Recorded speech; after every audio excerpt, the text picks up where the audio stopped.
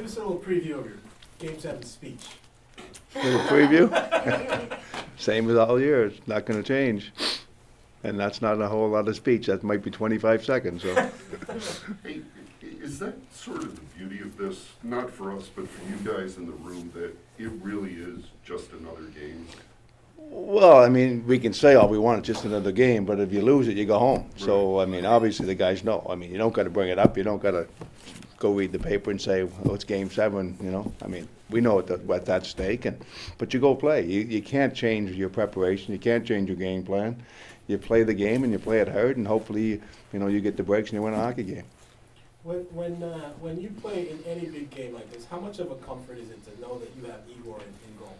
And is that an Well, advantage? obviously, I mean, I don't think of that. I know what I got, and I relied on him all year long, and I relied on Georgie when he played all year long, so it doesn't cross my mind. It's just our team. It's the way you play as a team. It's not about one guy or your top players. You need everybody to win and be successful, and that's what we're relying on. When after the game, I think it was Rod said he pulled his guy because to get him ready for the next game. So when you pulled Igor in Pittsburgh, was that your thinking as well, to kind of just get Well, I mean, definitely reset them, let them reset, for sure.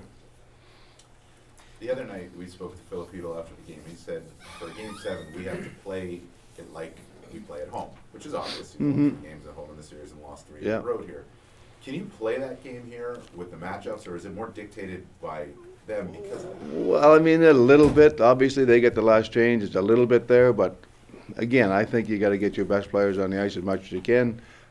Everybody has to be a big part of it, and no matter who you're playing against, you got to play your best game, the competitive game. And but obviously, like I said, when you know Rod's a big time matchup guy with the stall line, and that's obvious. I would be too if I had that type of line. You know what I mean? You play that type, that's what they do best. So we're not going to worry about that. We're just going to go out and play our game. And again, I go back to Game 1 and Game 2. We could have won both of those games in this building. We played well enough to have a chance to win. Scoring first is always important, but is it even more important in this kind of a setting because it puts all the pressure on the team that goes down? Again, I know the numbers when you score first and that stuff, but it's about the last goal at the end of the game. So, I mean, I'd like to score first, but if we don't, we're not going to quit. Is that part of that confidence because you've seen your team do that before where they've come back?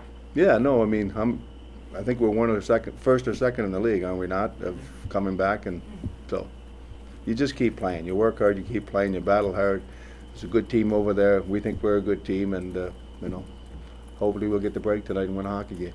You've talked about before how in the first round Igor had to kind of work through some things on the road. Like I didn't. You guys did. All right. Well, fair enough. But so I wanted to ask you though, like how much of what he experienced in the first round, not only on the road in Pittsburgh, but also winning an elimination game, informs how he's played in this series. I've never had an issue with Igor. I had more of an issue with our team when those games come up. So I mean, he's a young goalie. You know, he hadn't had much playoff experience, and obviously that's the key position when you're a goaltender and you get rattled a little bit. I don't know if he got rattled. I don't bother with him. I let him do his preparation. I let Benny handle with Igor, and he's done his job. He's played really well.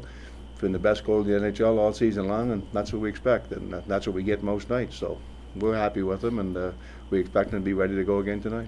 Gerard, you said that if you're doing a speech, it will be 25 seconds. Do you expect any veterans to be talking, or it's not like a movie? I hope not. I mean, they had a day and a half here to get ready to play, and you know, our kids are prepared. You know, we talk about it. They got 14 games of experience now in the playoffs, and they're excited and they're playing well. And like I said, it's all about our team. I'm sure Trouba and Kreider might say a few little things, but I don't think they're going to go over the top. That's not what we need. We just need to play our game and play it fast, and that's what we try and talk to our players about, playing our game and doing the best thing. And if you get 20 guys pulling the rope the same way and you play well, you move on. If you don't, well, you know what? You work the best you can.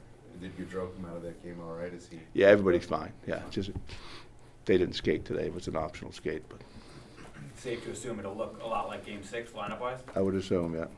All right. Unless Sammy Blaze comes out of the... You never know. You never know.